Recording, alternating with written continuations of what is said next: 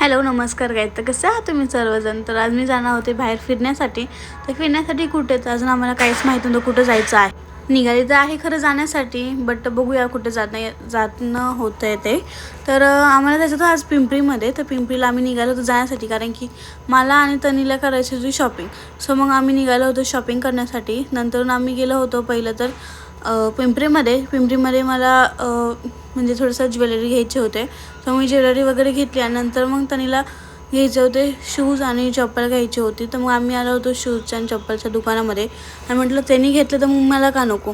तर मग आम्ही पण त्याच्या समोरच्या साईडच्या शॉपमध्ये गेलो घेण्यासाठी शूज. आणि मग मी पण 2 शूज घेतले माझ्या जिमसाठी आणि एक रेग्युलरसाठी.